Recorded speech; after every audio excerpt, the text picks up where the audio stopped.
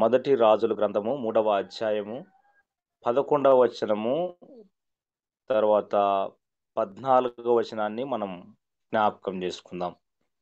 మొదటి రాజుల గ్రంథము 3వ అధ్యాయం 11వ వచనం. దేవుడు అతనికి ఇలాగు సెలవిచ్చెను, దీర్ఘాయువునైనను ఐశ్వర్యమునైనను నీ శత్రువుల ప్రాణమునైనను అడగక న్యాయములను గ్రహించుటకు వివేకము అనుగ్రహించుమని నీవు అడిగితివి అనేటువంటి మాట మనం అక్కడ చూస్తున్నాం. అదే 14వ వచనంలో చూసినట్లయితే, మరియు నీ తండ్రి అయిన దావీదు నా మార్గములలో నడిచి నా కట్టడలను నేను నియమించిన ధర్మమంతటిని గైకొనినట్లు నీవు నడిచి వాటిని గైకొని ఎడల నిన్ను దీర్ఘాయుష్మంతునిగా చేసేదను అనెను. దేవుడు ఈ కొద్ది వాక్యమును మన వినికిల్లో ఫలింపచేయునుగాక. క్రీస్తునందు ప్రేమైనటువంటి వారలారా, ఈ నేటి ఉదయకాలం వేళ మన వాక్య ధ్యానాంశముగా మనము దీర్ఘాయువు లేదా దీర్ఘాయుస్సు అనేటువంటి మాటను గురించి మనం కొన్ని నిమిషాలు ధ్యానిద్దాం. పరిశుద్ధ లేఖన భాగంలో మరి సొలొమోను ద్వారా మాట్లాడినటువంటి ప్రార్థన, దేవుడు సొలొమోను గారితో మాట్లాడినటువంటి సమాధానాన్ని మనం ఇక్కడ చూడగలుగుతూ ఉన్నాం. ఆయన రాజుగా అభిషేకించబడినప్పుడు, రాజుగా నియమించబడినప్పుడు సొలొమోను గారు దేవుణ్ణి అడిగినటువంటి ప్రార్థనను మనం ఇక్కడ చూడగలుగుతున్నాం. ఆయన రాజ్యాన్ని పరిపాలించడానికి నాకు వివేకాన్ని ఇవ్వు అని ఆయన ప్రార్థించినట్లు మనం చూడగలుగుతున్నాం.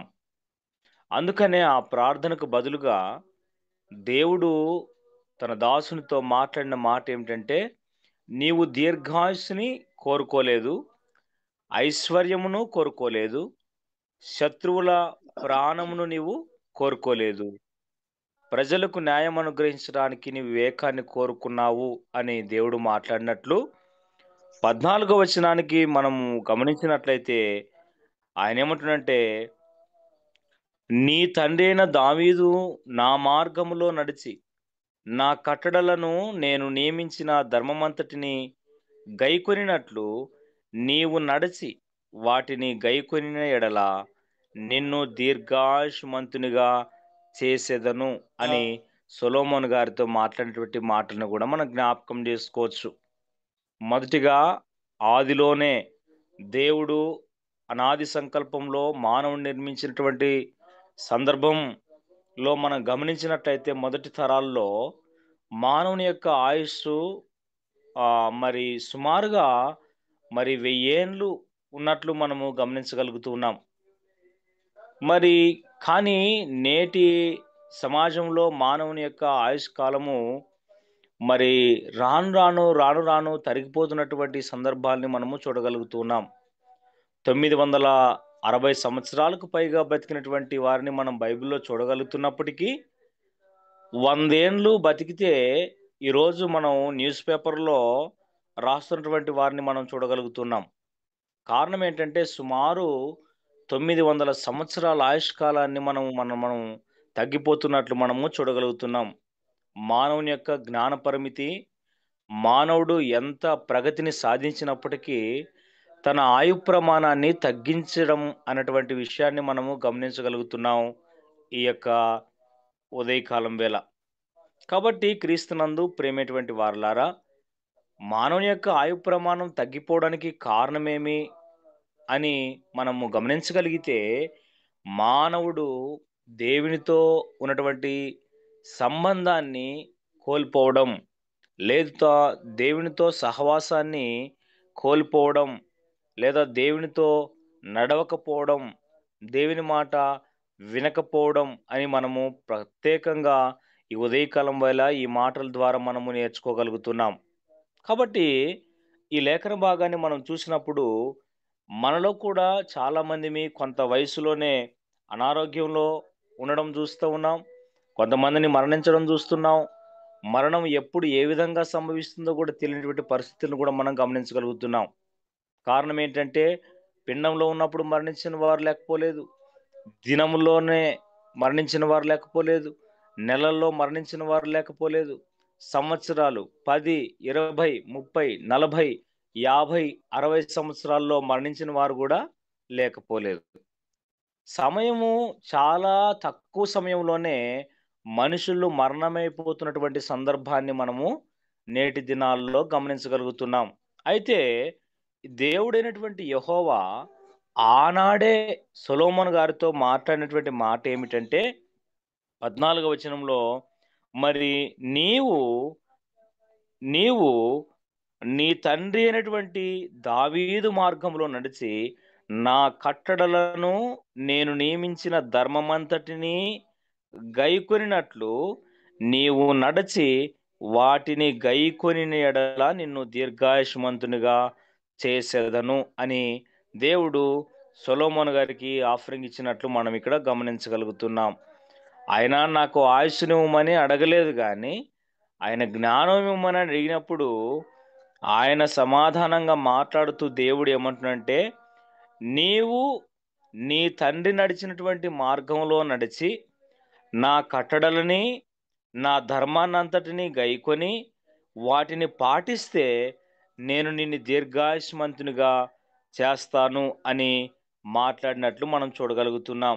అంటే మానవుని యొక్క ఆయు ప్రమాణాన్ని పెంచుకోగలిగేటువంటి ఏకైక మార్గం ఏదైనా ఉంది అని మనం గమనించగలిగితే పరిశుద్ధ లేఖన భాగం చెబుతుంది దేవుని యొక్క దేవుని యొక్క దేవుని యొక్క న్యాయ విధుల్ని, దేవుని యొక్క కట్టడల్ని, దేవుని యొక్క మార్గాన్ని ఎప్పుడైతే మనం అనుసరిస్తామో దేవుడు మనకిచ్చినటువంటి దినాల్ని సంపూర్తిగా కొనసాగించడానికి దేవుడు మనకి ఆయు ప్రమాణాన్ని ఇస్తాడు అని ఈ లేఖన భాగాల ద్వారా మనం తెలుసుకోవాల్సినటువంటి వారమై ఉన్నామని నేను ఈ వాక్య భాగం ద్వారా తెలియజేస్తా ఉన్నా. అందుకనే మరి యెహోవా దేవుడు మొదటిగా నిర్గమకాండంలో 10 ఆజ్ఞలు రాస్తున్నటువంటి సందర్భంలో కూడా ఒక మాటను రాసినట్లు మనం ఆజ్ఞల్లో ఒక ఆజ్ఞని మనం గమనించవచ్చు. నిర్గమకాండము 20వ అధ్యాయము 12వ వచనాన్ని మనం గమనిస్తే, నీ దేవుడైన యెహోవా నీకు అనుగ్రహించు దేశంలో నీవును దీర్ఘాయుష్మంతుడు వగునట్లు నీ తండ్రిని నీ తల్లిని సన్మానించుము అనేటువంటి మాటని మనం అక్కడ చూడగలుగుతున్నాం. అంటే మనిషికి దీర్ఘాయువు కావడానికి, ఆయుష్కాలాన్ని పెంచుకోవడానికి మనం చాలా రకాల ఫుడ్ ఐటమ్స్ని చేంజ్ చేసుకుని ఉండొచ్చు, చాలా రకాల అలవాట్లని మనం మార్చుకుని ఉండొచ్చు, ఫిట్నెస్కి సంబంధించి ఎన్నో రకాలైనటువంటి అవగాహనని మనం కలిగి ఉండొచ్చు. అది మంచిది నేను కాదని నేను అనను కానీ, అయితే ఆధ్యాత్మికమైనటువంటి జీవితంలో ఓ క్రైస్తవుడిగా మనము చేయవలసినటువంటి కార్యాలు చాలా ఉన్నాయి.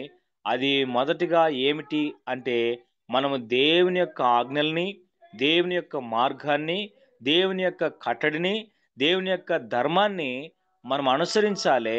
తద్వారా దేవుడు మనకు దీర్ఘాయుష్ని కలుగజేస్తాడు అనేటువంటి విషయాన్ని నేను జ్ఞాపకం చేస్తూ ఉన్నాం. రెండవదిగా గమనించినట్లయితే మనం దేవుడు మనకు జన్మనిచ్చినటువంటి తల్లిదండ్రుల్ని సన్మానించడం ద్వారా, గౌరవించడం ద్వారా, వారికి లోబడడం ద్వారా, వారిని సరిగా పోషించడం ద్వారా మనం దీర్ఘాయువుని తెచ్చుకునేటువంటి వారం అనేటువంటి విషయాన్ని నేను జ్ఞాపకం చేస్తున్నా. ఇది నూతన నిబంధనలో కూడా ఎఫెసీయులకు రాసిన పత్రిక 6వ అధ్యాయము 3వ వచనంలో కూడా ఈ మాట రాయబడింది.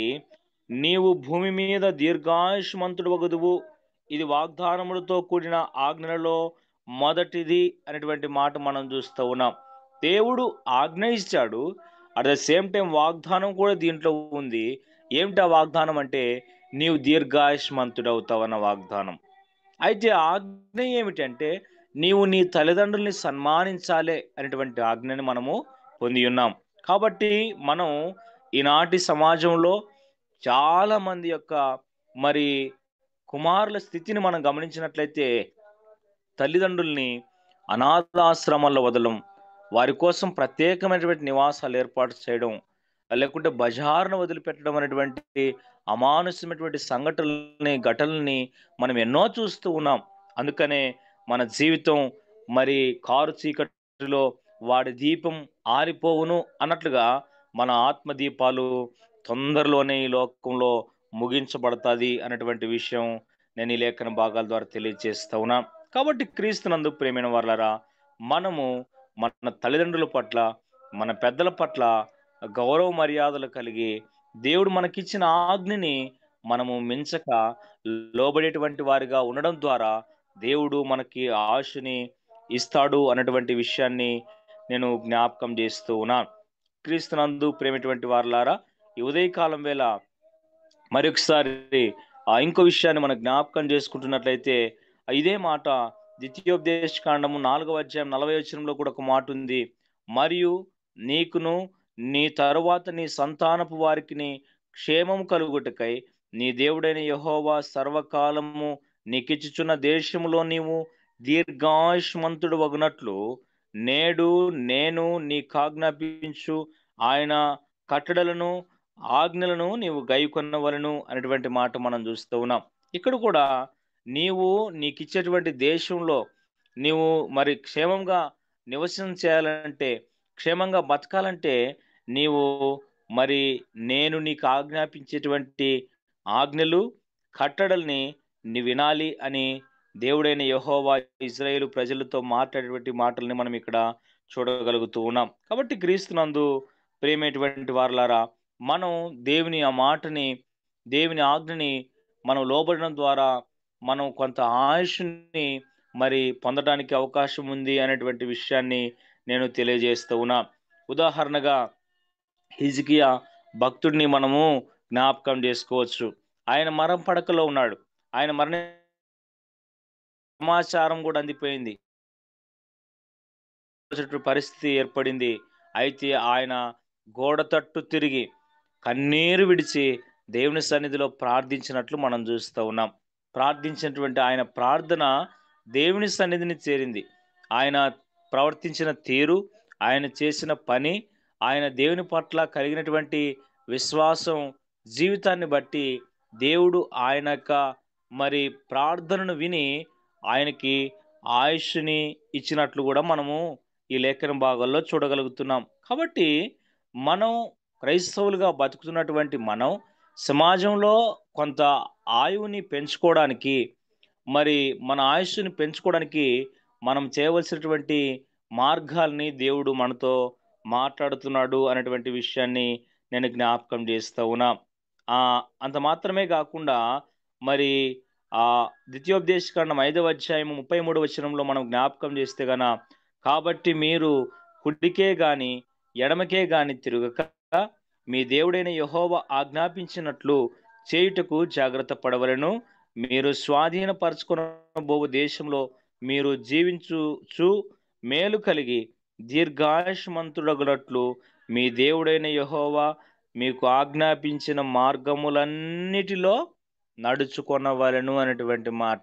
అంటే మనం దేవుని మార్గంలో మనము నడవాలే అనేటువంటి విషయం ఇక్కడ మనకి జ్ఞాపకం చేస్తుంది. అందుకనే కీర్తనలో మొదటి అధ్యాయము మొదటి భాగాలను మనం గమనించగలిగితే అక్కడ ఏమని రాయబడిందంటే, మరి అక్కడ ఒక మాట రాయబడింది, పాపుల మార్గమున నిలువక అనేటువంటి మాట అక్కడ రాయబడింది. అంటే మనం ఏ మార్గం గుండా వెళ్తున్నాం అనేటువంటి విషయాన్ని మనల్ని మనం పరిశీలించుకోవాలి. మనం మరి దేవుడు ఆజ్ఞాపించిన మార్గం, లేదా దేవుడు చూపిన మార్గం, లేదా యేసు మన కొరకైనటువంటి ఆ మార్గాన్ని వేయడం జరిగింది. ఆయన కల్వరి శిలువలో మరణించి మార్గాన్ని వేయడం జరిగింది. ఆ మార్గం గుండా మనము ప్రయాణం చేయగలిగితే ఆ మార్గం ద్వారా మనము దీర్ఘాయువుని కలిగి ఉంటాం అనేటువంటి విషయాన్ని నేను జ్ఞాపకం చేస్తూ ఉన్నా.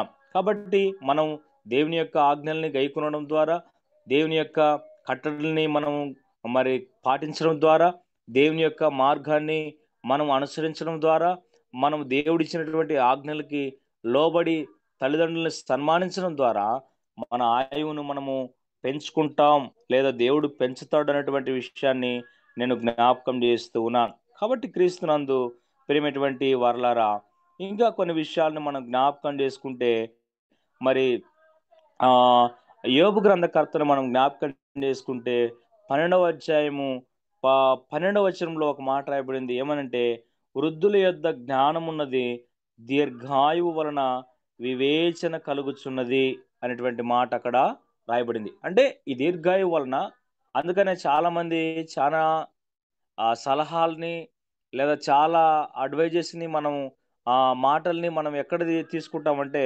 ఎక్కువ వృద్ధుల్ని పోయి అడుగుతుంటాం. లేకుంటే పెద్దల్ని పోయి అడగడం అనేది మనం జరుగుతా ఉంది. ఈ వివేచన ఉంటది అనేటువంటి మాట. అందుకనే మరి రాజుల గ్రంథంలో మనం గమనించాం. సొలొమోను నాకు వివేకాన్ని అనుగ్రహించు అనేటువంటి మొదటిగా మనం చూస్తూ ఉన్నాం. ఎందుకు అంటే ఆయన వివేకంతో పాటు దీర్ఘాయువునిచ్చినట్లు మనం చూస్తూ ఉన్నాం. ఈ యోబు గ్రంథంలో చూసినట్లయితే వృద్ మరి వృద్ధుల యొద్ద జ్ఞానం ఉన్నది, దీర్ఘాయువు వలన వివేచన కలుగుచున్నది అనేటువంటి మాటని మనం అక్కడ గమనించవచ్చు. అంత మాత్రమే కాకుండా మరి కీర్తనల గ్రంథము 21వ అధ్యాయం 4వ వచనాన్ని మనం గమనించగలిగితే అక్కడ ఏమని రాయబడిందంటే ఆయుష్ నిమ్మని అతడు నిన్ను వరమడుగుగా నీవు దానిని అతనికి అనుగ్రహించి ఉన్నావు. సదాకాలము నిలుచు దీర్ఘాయువు నీవు దయచేసి ఉన్నావు అనేటువంటి మాట మనం చూడగలుగుతున్నాం.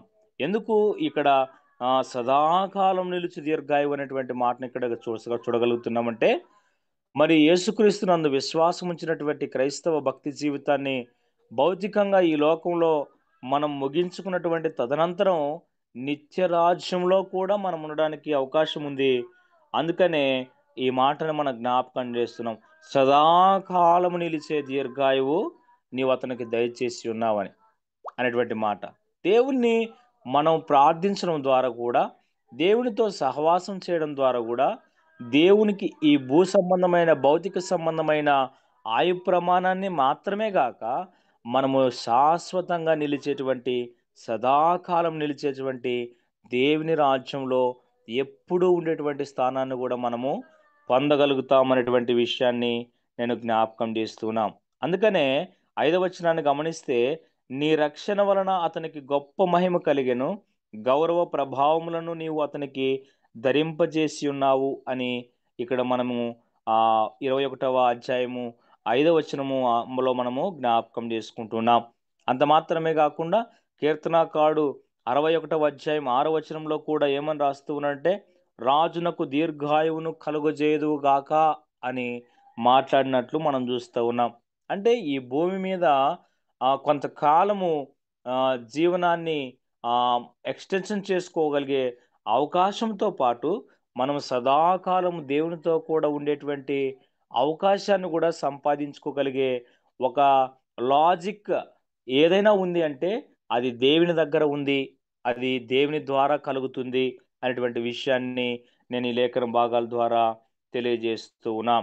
కాబట్టి ఇక సామెతల గ్రంథము 3వ అధ్యాయంలో మనం చూసినట్లయితే మొదటి వచనాన్ని నా కుమారుడా నా ఉపదేశమును మరువకము నా ఆజ్ఞలను హృదయపూర్వకముగా గైకొనుము అవి దీర్ఘాయువును సుఖజీవముతో గడుచు సంవత్సరములను శాంతిని నీకు కలుగజేయును అని రాయబడింది.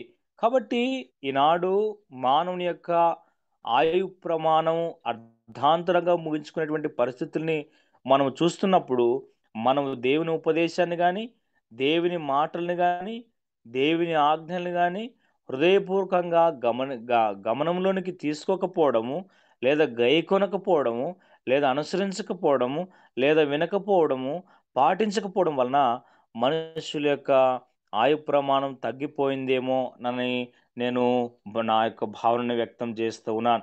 అందుకనే సామెతల గ్రంథకర్త మాట్లాడుతూ నా కుమారుడా నా ఉపదేశాన్ని మరువకము నా ఆజ్ఞలను హృదయపూర్వకముగా గైకొనుము అవి అవి దీర్ఘాయువును సుఖజీవముతో గడుచు సంవత్సరములను శాంతిని నీకు కలుగజేస్తాయని సామెతల గ్రంథకర్త ద్వారా మనం తెలుసుకుంటున్నాం.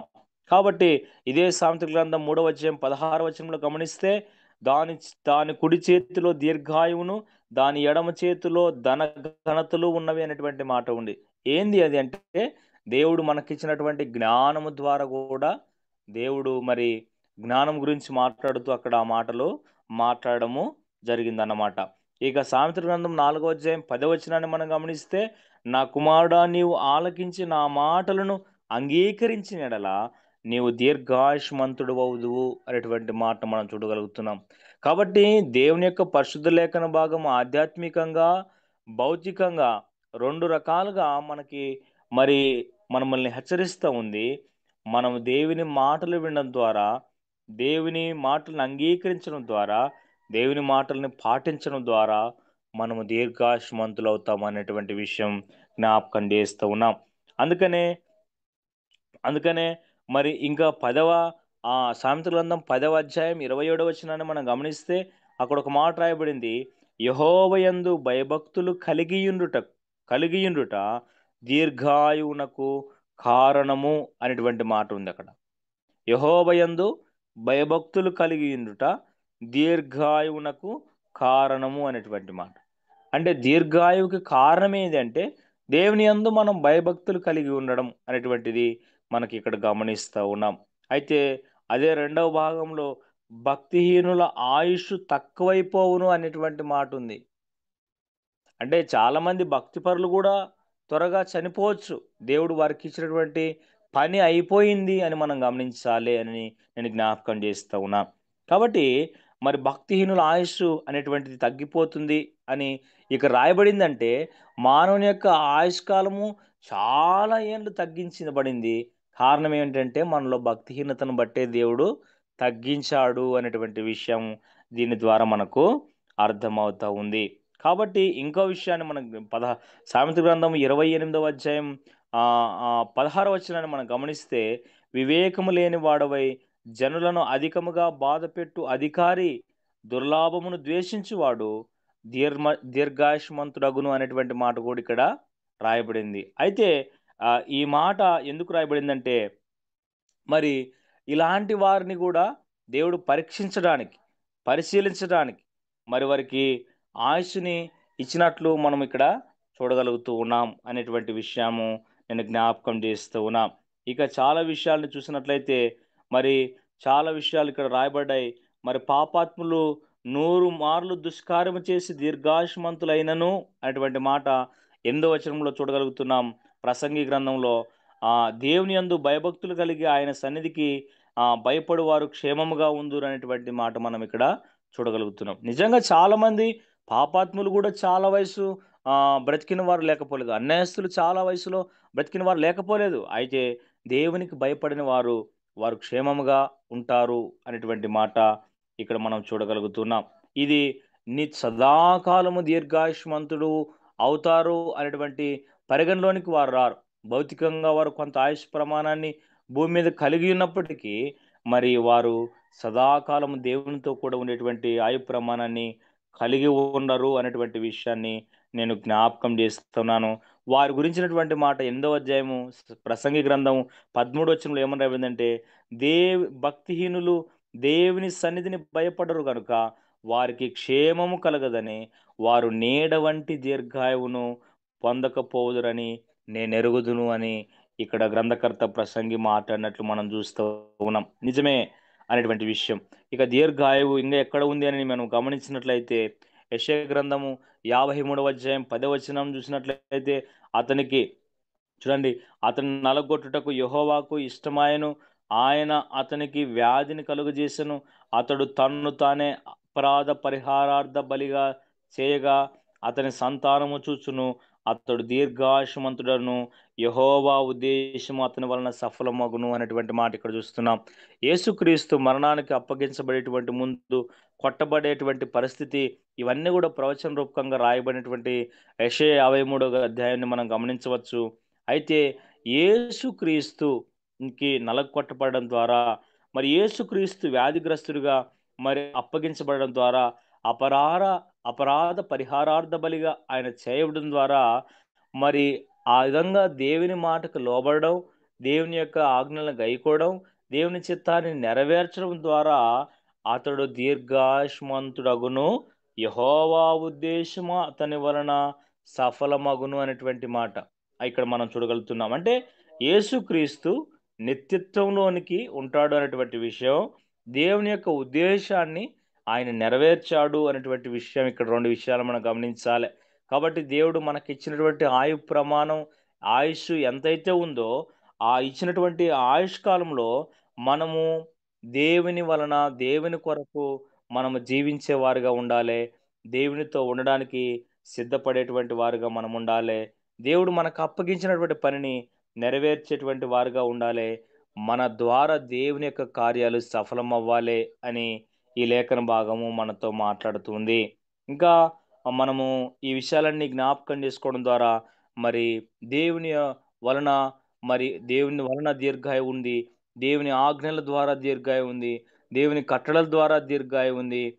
మరి దేవుని యొక్క మార్గం నడుచుట ద్వారా దీర్ఘాయువు ఉంది అనేటువంటి విషయాన్ని, దేవుని మాటలను అంగీకరించడం ద్వారా, దేవునికి దగ్గరగా మనం జీవించడం ద్వారా మనకు దీర్ఘాయువు ఉంది. ఈ విధంగా దేవునితో సహవాసం చేయడం ద్వారా, దేవుని ప్రార్థించడం ద్వారా కూడా దేవుడు మనకు దీర్ఘాయువుని ఇస్తున్నటువంటి విషయాన్ని నేను జ్ఞాపకం చేస్తూ ఉన్నాం. కాబట్టి చాలా సార్లు మనల్ని మరణ పడకల మీదకి దేవుడు తీసుకొని వెళ్ళినప్పుడు ప్రార్థించినప్పుడు మన ప్రార్థన విన్నాడు అని మనం చాలా సార్లు సాక్ష్యంగా పంచుకుంటాం. కారణం ఏంటంటే దేవుడు మన ప్రార్థనను విన్నాడు. మనల్ని మన యొక్క భక్తి జీవితాన్ని చూసాడు అనేటువంటి విషయాన్ని నేను జ్ఞాపకం చేస్తూ ఉన్నాం. కాబట్టి దేవుడు మనకిచ్చినటువంటి ప్రతి పనిని మనం నమ్మకంగా ముందుకు కొనసాగించడానికి మనం ముందుండాలి అనేటువంటి విషయాన్ని కూడా ఈ లేఖన భాగాల ద్వారా నేను తెలియజేస్తూ ఉన్నాను. హిజ్కియా ప్రార్థించినట్లు మనం ప్రార్థనా జీవితాన్ని కొనసాగించడం ద్వారా కూడా, భక్తి జీవితాన్ని కొనసాగించడం ద్వారా కూడా ఆయుస్సును మనం కలిగి ఉంటామనేటువంటి విషయాన్ని నేను జ్ఞాపకం చేస్తున్నా. దేవుడు అట్టి కృప మనకును సకల పరిశుద్ధులకు అనేక మంది క్రైస్తవ విశ్వాసులకు సర్వమానవాళికి దయచేయునుగాక. ఆమెన్. ఆమెన్.